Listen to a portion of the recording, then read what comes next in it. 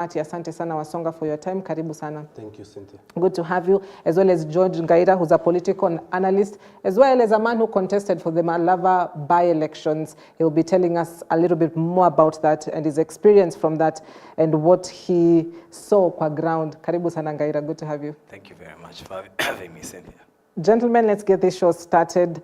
If you look at least for the past 1 week and the different reports that have come out from the media, as well as from the observers group on the conflicting by-elections, I know, it's been a couple of weeks, we've moved on. The members of parliament have been sworn in, the ward representatives have been sworn in. But it's the fact that there has got to be a post-analysis of what happened. And that report gives details of just what exactly happened according to Elog, who say IEBC was not in charge of the by-elections. They talk about interference. On the other hand, IEBC itself says they actually managed the elections fully and says there was little to no interference by any political figures. From where you sit, Wasonga, if you look at these two conflicting reports, what does it paint a picture of to a common citizen? Thank you, Cynthia. First of all, I think IEBC trying out to come and defend themselves. We don't expect IEBC to come and admit that the election or there were some kind of irregularities. It's sad that you cannot set your own exam mark and give result on yourself. And you say, and by the end of the day, using the CBC formula, you said you've exceeded the expectation. At least there must be someone who needs to examine you and maybe set the exam. So I think in this case, whatever reports that the IEBCs will be giving us should now for their own internal use, but not for the consumption of the public. It is the election observers and the Kenyans and even those who participated in those elections, like my brother Ngaira, to come out and tell either to congratulate IEBC for the job well done or to criticize them. But in this case, I find it somehow not quite fair for IEBC to come out and defend themselves. We saw what happened. It was in public domain. We saw what happened in areas like Malava and what happened in Mbeere North, whereby a party leader, we saw almost engaging in a fist fight with another individual. How then do you come out and defend such kind of event? What happened in Kasipul, whereby the Homa Bay Central Member of Parliament, we saw him bleeding. So how then do you come out and try to defend that you carried out election in a free and fair manner? Yeah. I didn't think that whatever the Kenyans were expecting from the IEBC, they met our expectation. No. From where I see it, it is now we could believe the election observers to give us the actual report, but not the IEBC themselves. Because the purpose of the IEBC was now to carry out the election and ensure that the environment, all the election rules are followed, and all those players, all the political players are there to the game of the rule of the game. But it's not in their right to come and defend themselves, because either way they will talk positively of themselves, just trying to win the confidence of Kenyans going into the 2027 general election. Yeah. So I think for this time, I will not go as per what the IEBC says, but we will rather listen to other election observers. Right. Yes. Doesn't that now jeopardize the whole, election process in itself, which questions whether or not it was free and fair? In most cases, if you look at what happened during the by-election,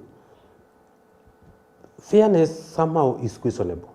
And going into 2027 general election, the IEBC, their preparedness should be top-notch, so that at least Kenyans can have confidence in the IEBC. Yeah. We've seen, the electoral body come into place at a time whereby Kenyans mostly have lost confidence in the IEBC. Looking at the past, what happens in the past. Remember, in 2022, this is the only time whereby we had a divided IEBC. We saw whereby the other commissioners saying that we don't recognize the result, and the other one saying this is the actual result. So going into election whereby we're just coming from a divided IEBC now to another IEBC, they need to work so that Kenyans and all the politicians and everybody can have confidence in whatever they are doing, but not to come out and try to defend themselves. They will just keep quiet, do their own internal audits, and maybe rectify whichever way they feel they didn't perform well, without even giving any kind of explanation to Kenyans, because we see what happened. We have the election observers. Yes. So I think to this time, somehow, the confidence we have in IEBC as of now, Yeah. we cannot say we have full confidence in the IBC going into 2027 general election. All right. Ngaira, you're one of the key stakeholders in the by-elections, and in particular Malava constituency, to which you're a contestant in. From where you sit, can you really give an account of what exactly happened? And between these two reports, Elog and IBC, from where you sit, who's right, who's wrong? Thank you very much for having me, Cynthia. Just like the way I always say about our Kenyan constitution is that in Kenya we do have sufficient laws that actually govern our country. The only problem we have is that there's gross violation of the constitution and people are not choosing to follow what is actually deemed to be right as per the Kenyan constitution. Right. And I think that same applies to what the IEBC does. I tell you, Cynthia, IEBC has a fantastic staff of particularly the secretariat officials that know their work, what they're supposed to do, and when and how they're supposed to do their job.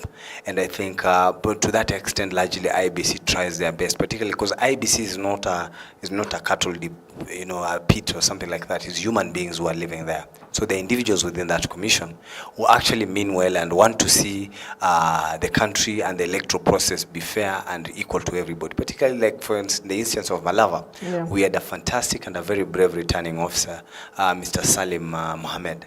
From Nyanza. He was very brave and he knew what his work is supposed to be. But you see, as human beings sometimes, and in one of these security meetings that we had between the county commanders and the candidates were raising all these issues of the extreme use of police force and the extreme use of state resources in running campaigns within the constituency, which is actually against the code of conduct. You sign a code of conduct as a candidate that you'll do fair play in how you do it. So when you are a candidate and you're using state resources, you're actually violating one of the requirements of the code of conduct, which is actually a tangible ground for nullification of a by-election if you have to go to court. And you're able to go to court to actually prove that those extreme use of state resources and things like that, those grounds are sufficient to actually nullify a by-election or bribing of voters. I'm sure you've heard of by-elections, including the one in Magarini. It was nullified. The one that we have in Mabarini in 2022. Actually, the grounds for that nullification was bribery.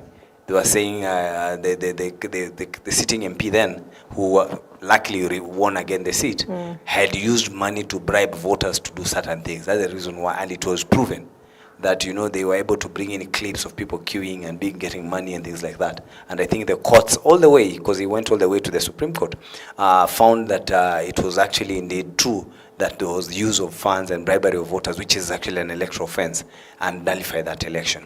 That is precisely what happened in Malava. And I tell you, Cynthia, because there was not just one by-election in this country. We had 7 by-elections in this country.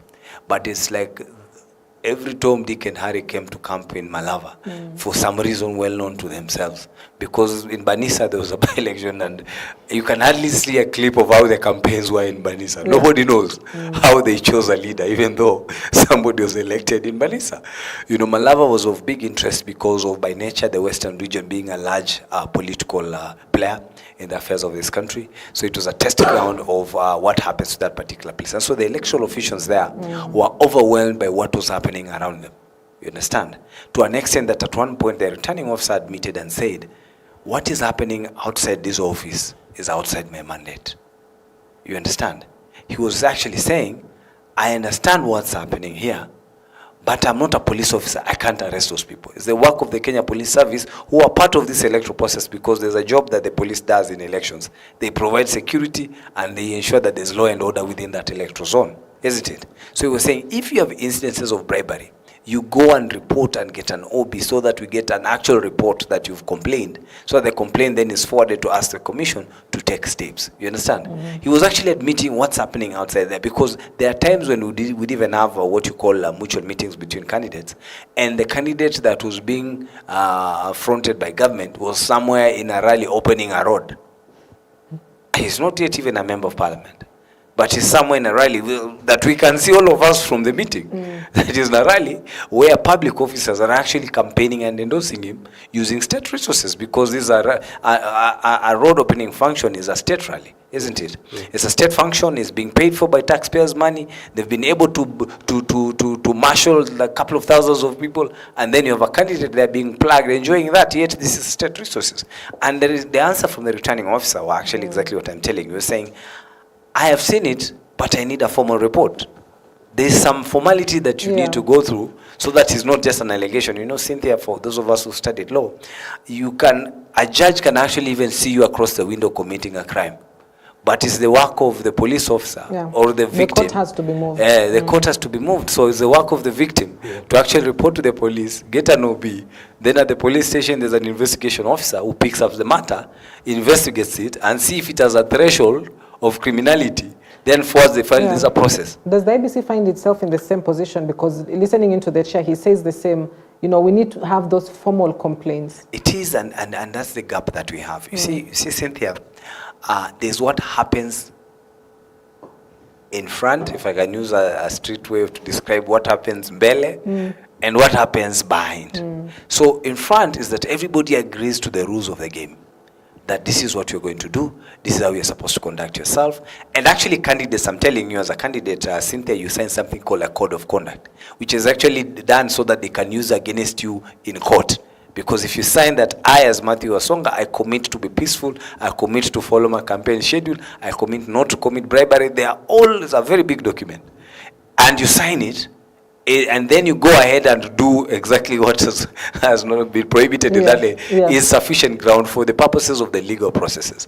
But you see, in that moment, Cynthia, when you actually hear and somebody's outside there bribing your voters or your agents, or there are people who attacked you or your supporters, there's very little you can do as IBC at that particular point, isn't it? Because you're not a police officer, you're not an arresting officer, you don't have a formal complaint. So to some extent, the returning officer was actually very right in the things that he was saying, that there's only so much I can do.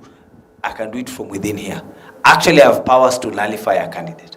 I have powers to actually fine a candidate. That's why in Kasipul, those guys will find each one of them $1 million shillings. He has those powers. But there's some bureaucracy that you have to go through. You understand? To get to him to that level. And I think for IBC in Kasipul is because they were moved by the masses, because it was openly clear that there's violence here and people are dying.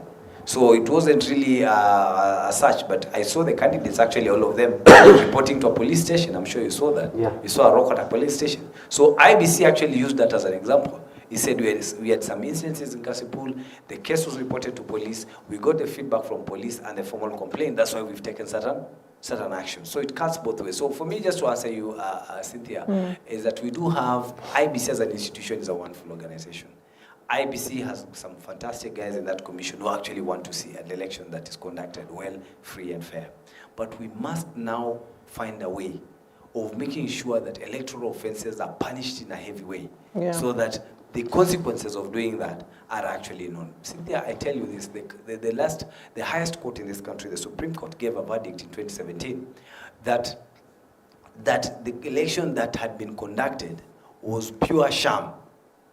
That's why they said there was no election. Remember the exact words of Maraga? He said there was no election here. That's why he ordered for a fresh election. And in that verdict, you had the Supreme Court saying that there were illegalities that were committed by the commission. The commission is not the building. It's the people within the commission. So there are people within the commission who actually committed crimes.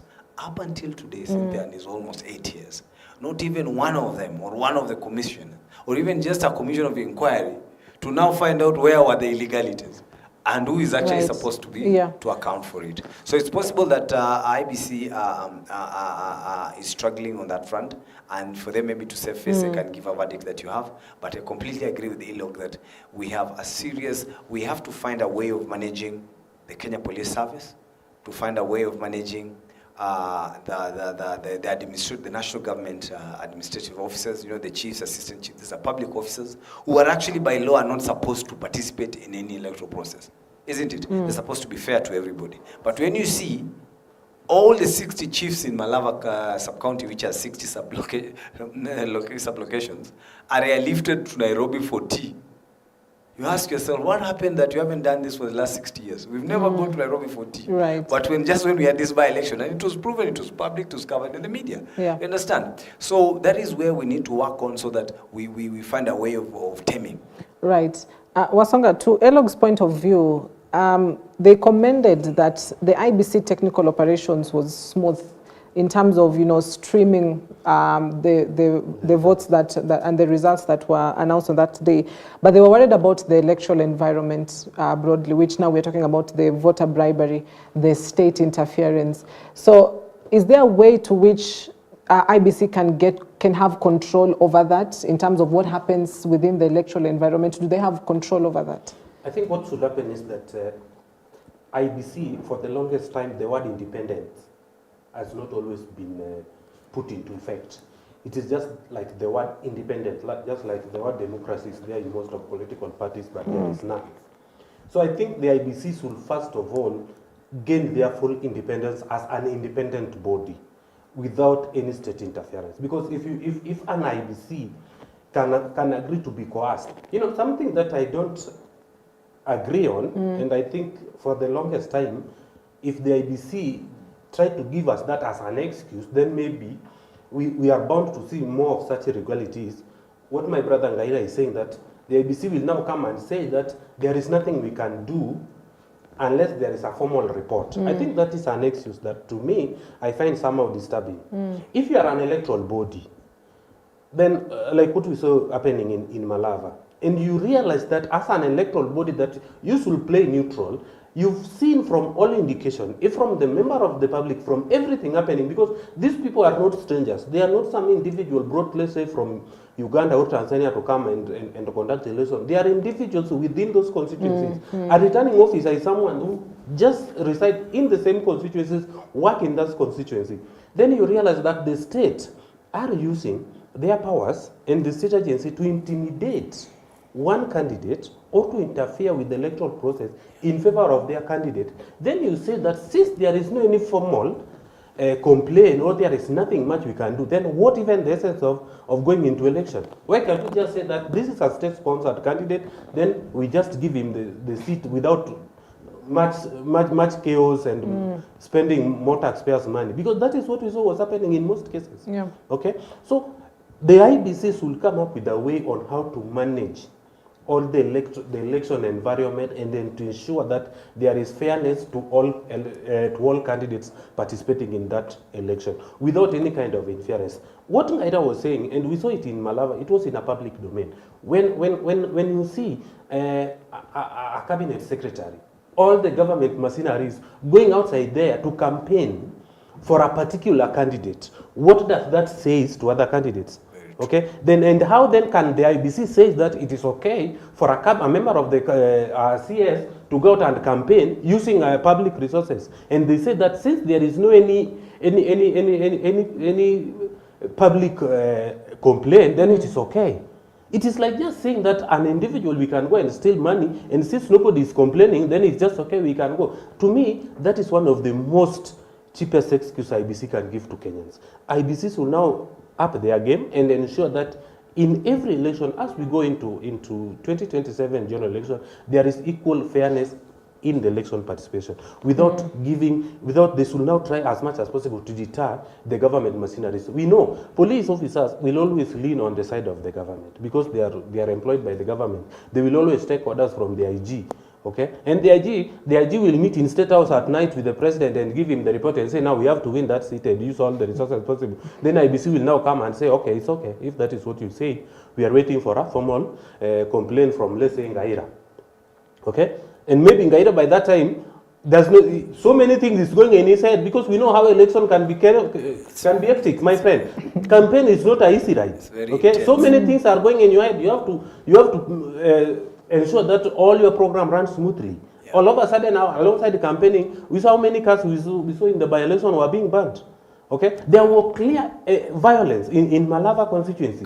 There were clear violence in Kasipul. Okay, in Mbeere North. If IBC, the intention of IBC was to have free and fair election, both Aroko and the current member of parliament for Kasipul were to be disqualified. Okay, for them, they could have even sent a message to disqualify those two individuals and say that if this is what we have, in fact, I think in Kasipul, if I'm not wrong, 2 individuals lost their lives. Yeah. Okay, then how then what more evidence do you need? Okay, how do we compare 1 million shillings to someone who has lost his life? These two individuals, if IBC could really be careful in conducting a free and fair election and ensuring that our election is zero violent and we have an level playground for all political players, these two individuals Right. could have been disqualified. Yeah. Okay, less of what we saw in Malava and Mbere North. So I think for this time, IBC need to up their game, and this will not try to come up with any kind of excuse and trying to justify whatever they are saying, because what they are doing now is just trying to justify that and lie to Kenyans that, okay, we are doing what we need to do. All right. Ngaira, if you look at, this was a high-stakes by-elections, clearly, because government, leaders were on the ground doing the campaigns by themselves. And recently we had a report from, State House that also indicated cabinet secretaries have now been tasked to lead campaigns in their regions on behalf of President William Ruto for re-elections. So the stakes could be much higher in 2027. Does this, the by-elections and what happened, does it give a reflection of what is to come? Are there fears that, we are going to see the same as well come 2027? Of course, it's a reflection of what is coming up, what we should look forward to in the 2027. But that's a criminal offense. Public servants are not supposed to participate in elections. They're not supposed to use state resources to try and mobilize campaigns. There is no way in the world where that is allowed, you understand? Because even by their own code of conduct as public servants, they're actually subject to, it's sufficient for you to be fired. That's why you see sometimes whenever you are in the opposite side, you are a public servant, but you are campaigning for an opposition, you are fired almost on the spot. And it's justifiable. Because legally, as a public servant, you're not supposed to. It's unfortunate that when you are part of government, then they will look aside, the way people like to say that, how we look aside. Cynthia, you'll come commit this crime, but I will look aside so that you can be able to get away with it. It's very unfortunate, Cynthia, that even though many Kenyans have paid a heavy price to get our country to where we are today, and for us to get the 2010 constitution, you see what's happening in Tanzania, where there was a historic election. Even presidents that have been rigging for the last 40 years were shocked with that result. Even somebody like 98%. Even somebody like Museveni that has rigged the election for 40 years has never gotten 60%. He's shocked at how Samia could get 97. And this is somebody that has, when you sit there, you've used to stealing elections, it's normal. But you're shocked with the results. It should tell you what Samia did, nobody has ever done around his stuff. Okay. You understand? And to be able to do it in a record 24 hours. Because the last time President Magufuli won the election, he actually won the election with 12 million votes. And 5 years later, fast forward, Samia Suluhu wins with 31 million. 3 times what Samia do. But she's sworn in a barracks. You understand? Away from the people. It's something else. So for me, Cynthia, just to answer your questions, that it's a reflection of what is coming up. And I think now it's only the citizens of Kenya who can rescue this country. Because like I said before, when you have a system that has been used as a foundation for a long time, unless you break down that foundation and start doing things differently, we might never get the desired results that we have. You need brave leaders like Maraga, what he did with the Supreme Court. The decision that Maraga made in that Supreme Court will be read for hundreds and hundreds of years because it took personal decision to give that decision. I can imagine it. That's why you see, he even insisted, all the judges that were Supreme Court judges never went home the day they were to give that judgment. They went to a hotel somewhere here on Uhuru Highway, Hill Park, somewhere there. And they all left there straight and it was an agreement that nobody's going to pick calls or phones are going to be off. We're going to work on our decisions. And tomorrow we live here together and go to the court. It denied access to those judges. That's why they were able to give such an independent decision. Had Maraga not taken a personal decision to ensure that is done, we would have never gotten such a decision. So IBC needs such a chairman. It needs officials and returning officers that can choose to love the country. Is that that kind of person? I doubt.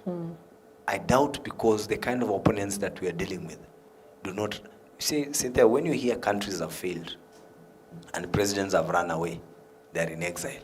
Those countries didn't just fail. Those presidents failed those countries. You understand? It has happened so many times where you see there was an outbreak of civil activism and maybe then the military came in and now the president has disappeared.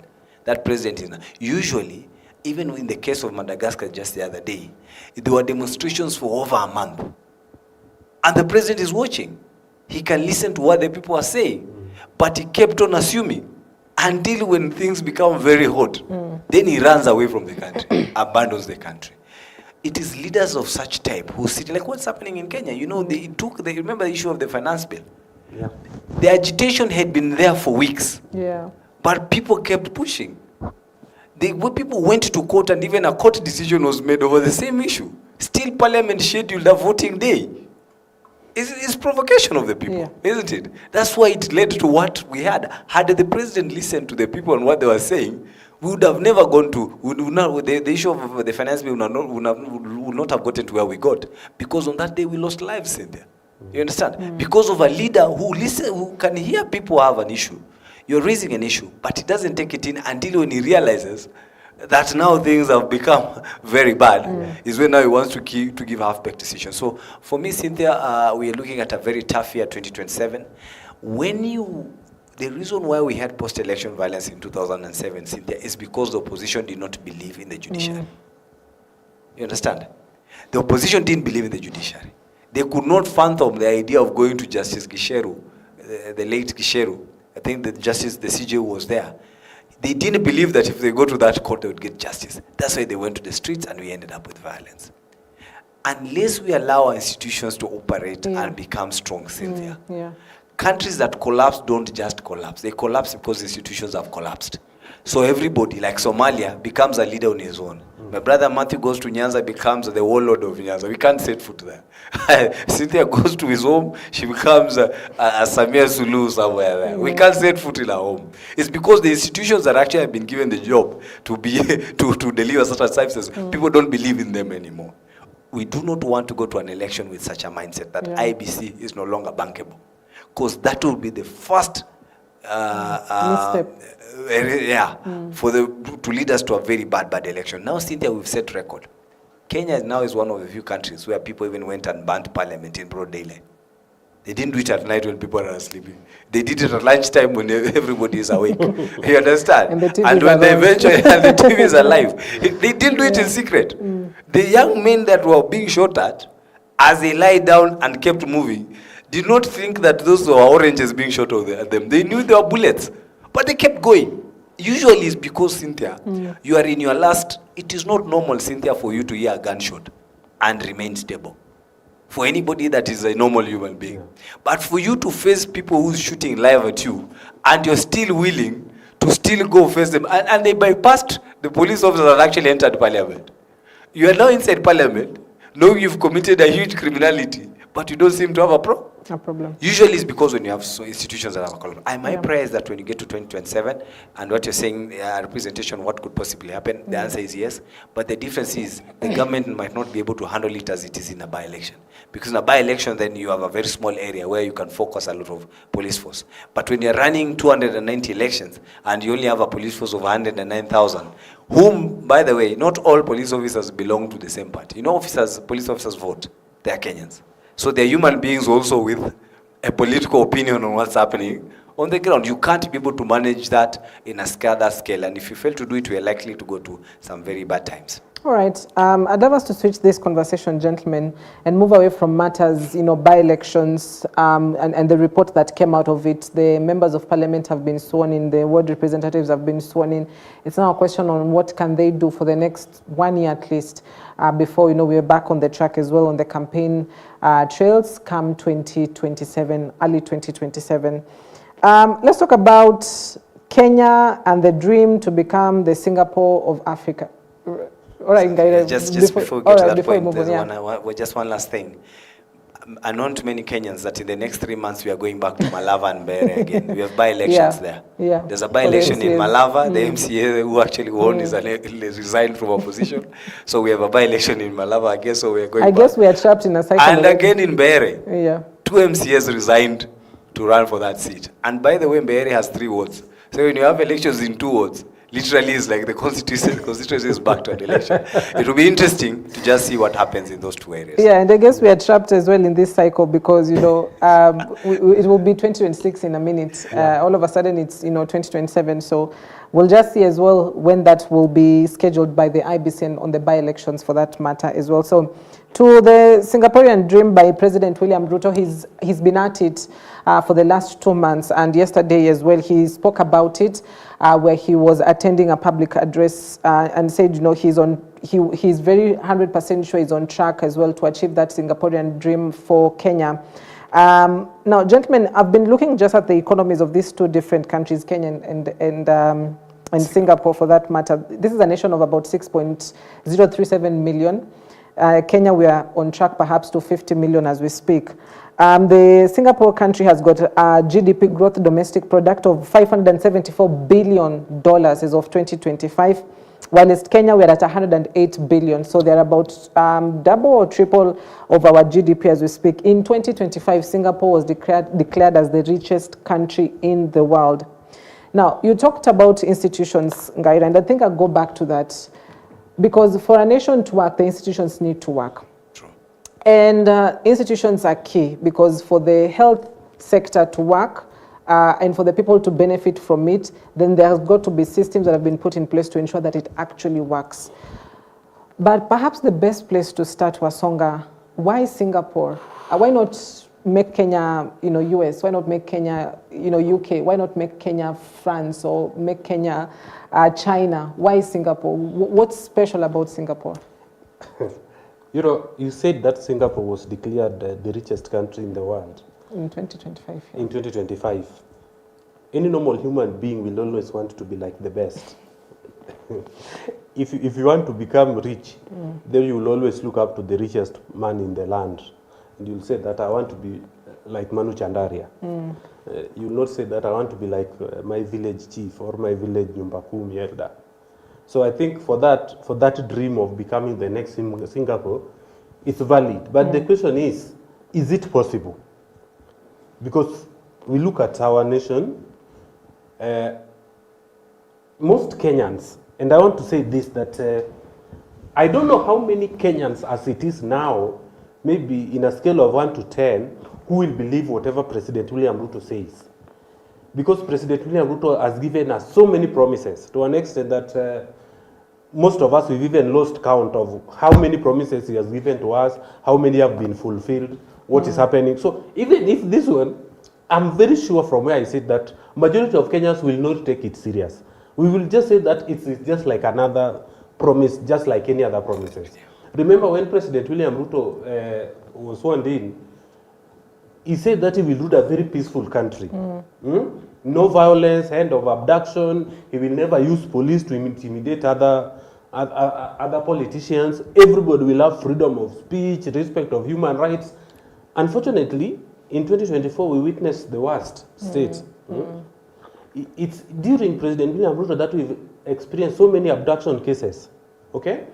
It is during this by-election whereby we've seen politicians being intimidated. Today, I saw Governor, the Trans Nzoia Governor, George Natembeya, complaining of his security being withdrawn because of his political stand.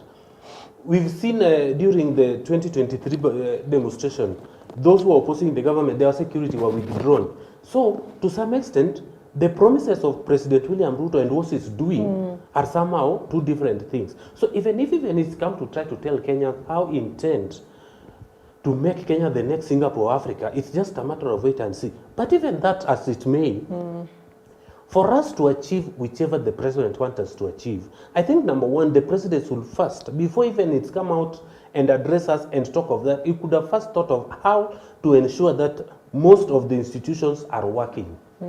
The independent bodies are actually independent bodies. When we talk of the Ethics and Anti-Corruption Commission, they are actually doing what they are supposed to do without any kind of interference from the government or from any, irrespective of the social status of an individual. If an individual is corrupt, then this will face the corruption and this will be arraigned as per the law without any consideration of their social status. But now we are in a country, I'm just questioning myself, I was sleeping over it and even thinking, ever since the president started this Singapore talk, I was asking, how are we going to achieve that dream in a country? If you look at, as you mentioned, if you look at the GDP of Singapore and the Kenyans, it's almost tripled ours. Then I'm asking, then we need to do, for us to achieve whatever they have, then at least we have to work more than 3 times so that at least we can be where they are. But now we are in a country whereby we value and praise corruption like it is something, the greatest achievement. If today in Kenya, a corrupt individual, instead of you seeing a corrupt individual somewhere in industrial area, remand center, or in Simulatewa or Kamiti maximum prison, then they will be rewarded with the lucrative government opportunities. How then do we intend to achieve that when we don't punish corruption? How do we achieve that when our electoral bodies, still we have some state interference with our electoral bodies, we cannot conduct a free and fair election? How do we achieve that? If our health system is almost on, the health need even more health assistance than the health itself, okay? Our health system is somehow not working. Okay, why do we always see, if you look at groups and all the, then you look every day, people are requesting for fund drive to support their the medical, to cover their medical bills, and the same president will cover and says we have a universal coverage. Okay, our hospitals, still you go to the hospitals. Today I was having a friend of mine whose daughter was sick. You go to the hospital, and by the end of the day you have been told we don't have medicine in this hospital, now you have to go and buy somewhere else. How then do we have to achieve that when the nation is sick, if we cannot even treat ourselves? So I think the first thing before the president says of raising 500 trillion to build roads, is will first ensure that most of the institutions are working. Right. So, because this is what will help to achieve whatever goal you intend to achieve. It will ensure that whoever is being given duty to serve this nation and to serve Kenyans are not just political rewards, but they are being given based on merit. Okay, the president on one side want to attain the Singapore dream. On the other side is telling his executive members to go outside there and campaign for him. At what time will these guys ensure that the government policies are implemented, and how are they going to balance between the politics of the nation and working for that nation? I've seen our good one of the CSs who hold a very critical docket, right, the CS Treasury. Yeah. One of the most critical dockets. It's outside there campaigning like every weekend. Okay? Every day is outside there. I've been listening to him. They are there fighting for who will replace Raila Odinga as the next looking pit. So at what point are they going to balance between campaigning to become the next tribal kingpin and achieve the dream of Singapore? So it is not something making sense to Kenyans. I think the president should focus more on the service delivery to wananchi before even think of that Singapore dream. The people who are serving Kenyans should not just be mere politicians. They should be people that are given job based on merit. Most of our cabinet secretaries, 90% of that cabinet secretary are politicians. And that's why it's very easy for the president to tell them now, tuache hii kazi ya waziri kidogo, tuingie siasa. Okay? And trust me, Cynthia, in 2026, it will be politics.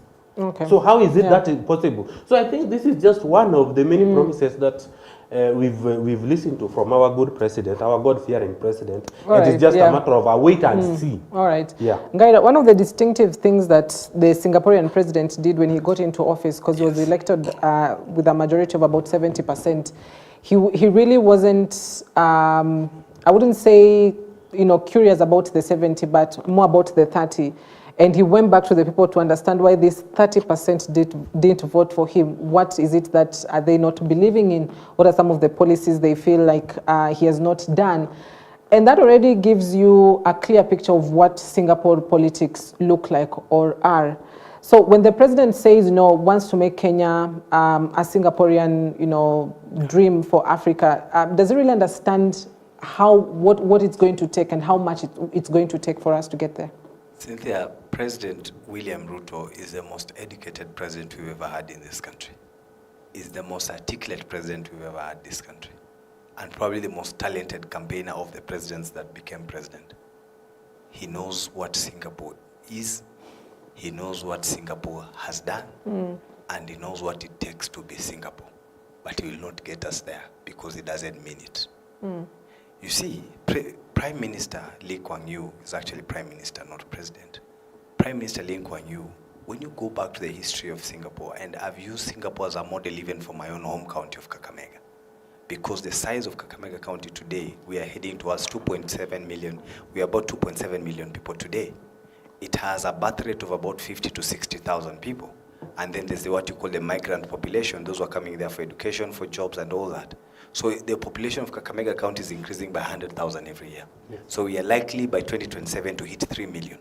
So when you have a population of 3 million, an educated population of 3 million in a fertile, in a place that is gifted with good soil and good rains and a workforce to work, you can almost operate like a country. Namibia is just about the same population like Botswana. Those are countries with just the same population like Kakamega.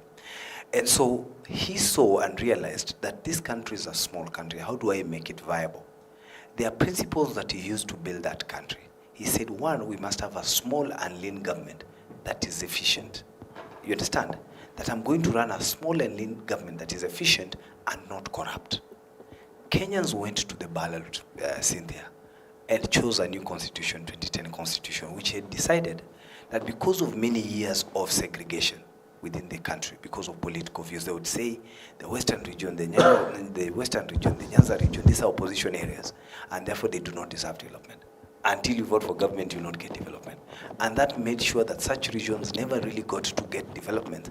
Cynthia, you can go from Sirare in Migori to Cherengani, you will not find a 130 billion shilling project like the Karod in that area. True or false? 30 billion, one project. That government is going to spend 30 billion in an area. You can imagine the economic impact of somebody coming to a village and spending 30 billion on construction.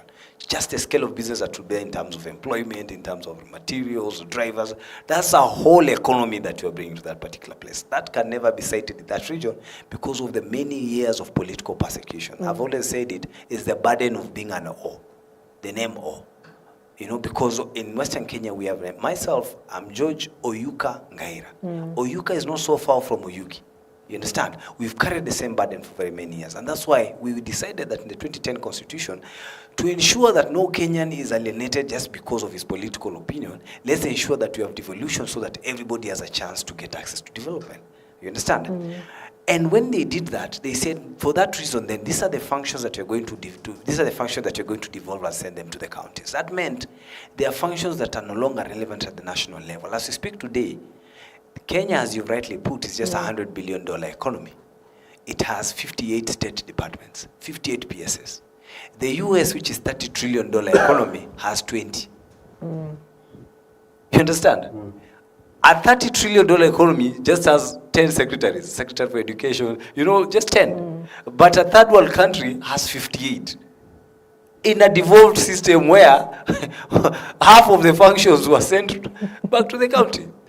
For as long as you're operating like that, Cynthia, there is no way we can achieve the Singapore dream with a bloated and corrupt government. It's not possible. So that needs to be slimmed down. It needs to be slimmed down. Slimmed down. So Cynthia, for me, this president has an idea, but he doesn't mean it because the actions mean the opposite. Cynthia can give you promises that we can achieve this and this, but my code of conduct does not show that I'm really committed to what I am saying. Exactly. So what we have is that the president means well, maybe he has given the Kenyans an idea of what we can plan. Right. But there are things that we need to do as a people to be able to get there. One, government must be lean and efficient. Number two, you can't be a developed country without having a developed economy. And for you to have a developed economy, you must have a strong manufacturing sector so that you have industries and people can get jobs so the government can be able to get taxes and be able to build the roads, the lights, and everything that you need. So if you're not investing in industrialization, then all these stories of Singapore cannot be achieved. Lee Kuan Yew made sure, number one, that he had a small and efficient government. Number two, he made sure that he invested in the people. That means, Cynthia, you can eat, be healthy, and go to school without any cost. Kenya has to be food secure. Kenya has to be our technical education, because industrialization, you need people that can actually handle machines. You understand? Yeah. That is where the most jobs come from. You know, the masons and the engineers, the civil engineers, electrical engineers, those are the people who will build Kenya. Because if you say, for example, our region is in darkness or Nyanza is in darkness because of lack of electricity, you need electrical engineers to come and actually fill that, isn't it? So if you do not invest in training that capacity, it's not going to work, Cynthia. Right, yeah. So 3 things. 1, we must have a lean and efficient government. 2, we must invest in the people to ensure that they are educated and food secure and healthy. 3, we must go big on industrialization. I told you here some time back that the 29-30 billion shillings that was invested in the Hustler Fund would have gone to doing what you call the cottage industries, the small factories. You can have a processing plant in your local village, maybe to process dairy milk, or a miller in your village. At cost of 100 million, you do one in all the 290 constituencies. And when you build 290 factories, that's an instant 290,000 jobs of people who are earning and pay taxes to government. Provable numbers that you can say that have created jobs. And those are direct jobs. But you see, Cynthia, once you earn your salary, then your salon guy has something. Your barber shop guy has something. Yeah. Your chemist guy. There's 10 other people. Your boda guy who carries you has something. You would have technically created 2.9 million jobs in an area by just doing the money that the president used to just put in the Hustler Fund. There's an assumption, and that's why in part of what we are planning for Manifesto for 2027 in the national campaigns is that we want to reduce the retirement age to 50 so that government will not just be efficient, but to be young and fresh. You understand? Back then, age it used to be 54, used to be the retirement age. Some old men colluded around Kibaki and decided to change it as government policy to 60. Because by reducing the age to 50, again, you are going to cut off 30% of idlers in government. You understand? Yeah. So that government can be able to release funds just by ensuring, for example, that the 58 state departments, we cut them to 20 departments, then reduce the parastatus to 150, then reduce the retirement age to 50, we'll be able to save 700 billion of what you call operational cost. Because government spends almost 1 trillion shillings on salaries, spends another 1 trillion shillings on debt, and spends another 1 trillion shillings in what you call recurrent expenditure. You know, the rents and all these things that government used to operate. If we're able to cut that decision alone, and by the way, Cynthia, the reduction of State Department is just a letter from President. It's called an executive order. We don't need a referendum for such a decision. If I truly want to save government money, Cynthia, as a president, and in the realm of what we know that Kenya has now a devolved system, where I clearly know these functions, we don't need them. Yes. You just do what the UK did with the Brexit.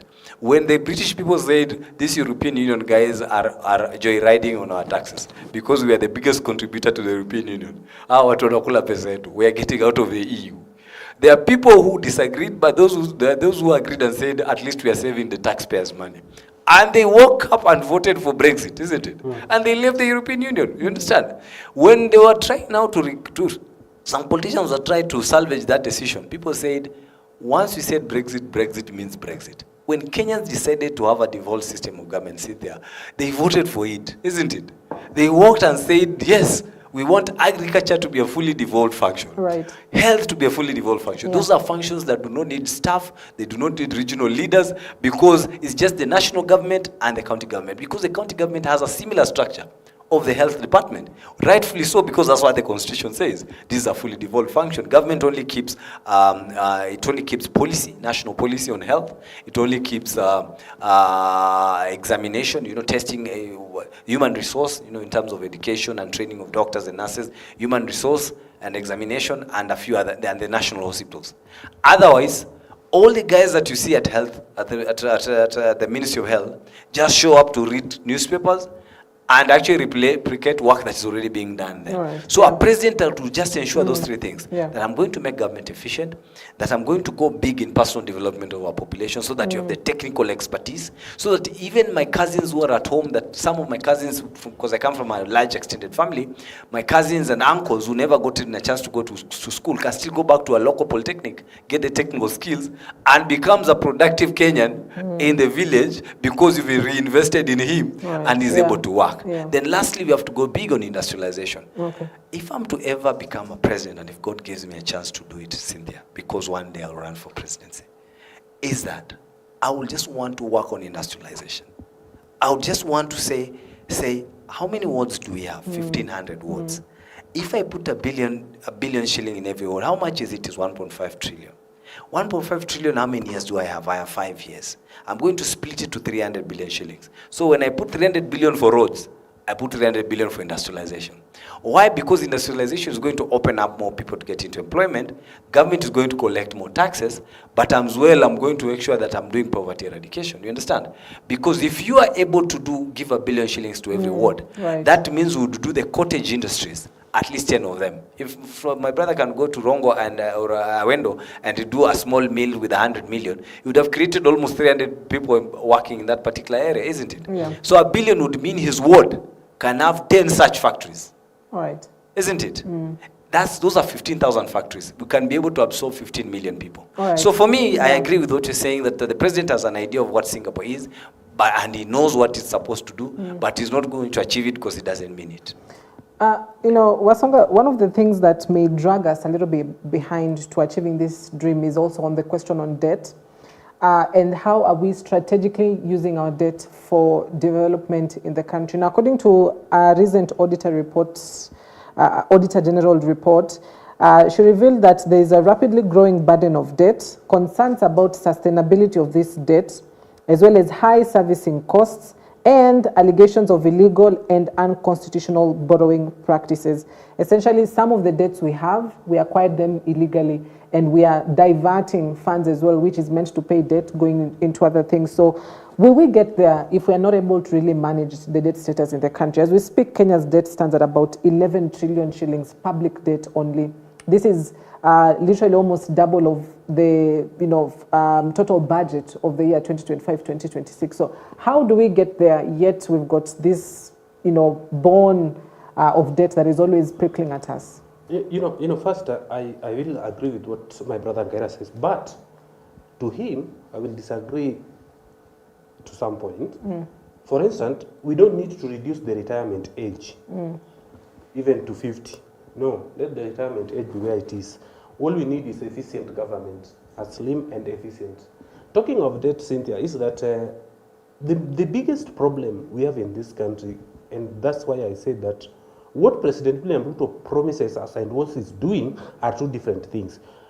From 2013, let's say from 2017, what majority of Kenyans have always been hearing is that we have a debt of this trillion. Okay, the government has not come cleared and tell Kenyans that this is what we owe, this is the debt we have, this is what have been paid, and this is the balance. Okay, so sometimes it is even so difficult for someone to comment on the debt of this nation, because so far we realize every financial year there is a budget allocation to repay the debt and the debt budget, but up to this point we don't know how much we are still owing and how much we've paid. So we actually even don't know how far this debt is and for what purposes are they in. That's why we find ourselves in this kind of circles. And it is so hard, that's why I say that it is so hard for us to attain whatever goal we have to attain if the president cannot come clear and tell Kenyans what he wants. Okay? And I will agree with what Ngaira says, that if you look at our government today, there are those who are just there and doing nothing. There are so many idlers. Okay? There are so many idlers. There are so many positions that were just created to award people who have already failed. Okay? And again, we cannot achieve that with that kind of mentality. Yeah. The government should now work on the debt and tell us, if the government can just come clear and tell Kenyans, now we have the burden of debt. This is the far that we've gone, and this is what is remaining. It is so easier. Okay, even on an individual capacity, if you go to a bank and borrow some loans, then at least you should know that this church is on a reducing balance. You cannot borrow today. I borrow 100,000 from KCB Bank. Then 1 year later, I'm still paying the 100,000, and I've been paying it every month. Your salary have been deducted every month, and by the end of the day, you've been told that what you owe is still 100,000. Is it making sense? It doesn't. So up to this point, we know that the debt of this country, we have 11 trillion debt. Okay? In 2010, when President Uhuru Kenyatta was getting out of office, it was around 10 trillion. Okay? Today, it is 11 trillion. Does it mean that this our debt does not reduce? It has not even been paid ever. From the time President Uhuru Kenyatta took over power, up to now we are going into President William Ruto. There is no any payment. we have not been even paying anything, because by the end of the day, we only realize that this our debt always increases. We've never heard of any reduction of our public debt. I don't know when it's reduced, maybe Gaira will inform me, but everything that I've always been listening to that, today our debt is 11 trillion. By 2027, we've been told that our debt is now 12 trillion or 13. Okay, but every financial year there is allocation to pay the same debt. The president will come and say, and again, you realize the Auditor General says that some of this money are not even accounted for. Okay? Who borrowed them and for what? Before you go out there to borrow, then you must have a plan. Right. And you should come and tell Kenyans, now, we are going to borrow this amount to undertake this project. Okay? The president was talking of having a dual carriage between the Magadi Road from Bomas to Kiseria. A very good project. Okay? If you come and tell us, now we are going to borrow 1 billion to do this road. Okay? By the end of the day, we want to see that $1 billion is borrowed, the road is done. But now this is a situation whereby the money is being borrowed, but we cannot see what the money is being borrowed for. All right. Okay? By the end of the day, you just come out and tell us, we have a debt of 11 trillion. Right. We've been paying debt every year, but we still hold more than what we've been paying. So I think on the question of debt, the government should now come out clear, and at some point, Senator Okiya Mtata raised this question. The government should come out clear and tell Kenyans on the public debt and the status of the public debt. This is something that even our MPs will now come out and sit down and think of, so that we can know the status. If truly the president has got a dream of taking Kenya to the next level and becoming a first world country, then he has to come out clear on the national debt we owe, so that at least every Kenyan who care to know can at least know the status of this country. But as it is now, Cynthia, there is no much anybody can comment about the public debt. Actually, Cynthia, just very quickly, we actually have a debt office at Treasury, and there's a director of debt management there who actually operates a debt register, which indicates how much money has been borrowed and where what has been borrowed and the money that was received, but not how it was spent. But how many Kenyans are aware of that? That's what I'm saying. It's there. It's a full department actually. It's a directorate that has a director at the Treasury. Your uncle Mbadi can tell you. But so the last allow him to conclude, because we have to wrap it up. So I'm just saying there's actually a debt office. And you know what is so sad is that every year, the last 5 or so 6 years, government has been allocating almost 1 trillion shillings that goes into paying debt. So over the last 10 years, we've actually spent 1 trillion shillings. We've actually spent 10 trillion shillings paying debt over the same period, and we still owe 11 period. Cynthia, I want to tell you on this show, when God has still given me the gift of life, I'm in good health before I go back to Kakamega, is that Kenyans have lost almost 10 trillion shillings over the last 10 years. Because, Cynthia, if you lend me 100,000 and I pay you 100,000, I can't owe you 100,000 after 10 years. It's not practical. So the math is not. It's not just not mathing at all. All right, gentlemen, we have to wrap it up this morning. Thank you very much. Matthew Wasongo on my immediate right, Secretary General of the Grand Movement Political Party, as well as George Ngaida, political analyst. Asante sana, gentlemen, for your time this morning and your insights. Allow me to wrap it up at that point. Thank you for watching. I've seen some of your feedback. Let me just quickly get some on the conversations that we've been having this morning in studio concerning the Election Observers Group report as well as the IBC. Mika says following, great conversation, and it's absurd that IBC can claim to have conducted a free and fair elections. We saw what happened. That is also one of the feedback, as well as Nekoya Janet also says, watching from Kitengela. Asante sana. Thank you for watching. I wrap it up at that point this morning. Coming up at the top of the hour is BHH hour, so keep watching EBN TV. Have yourself a wonderful morning ahead.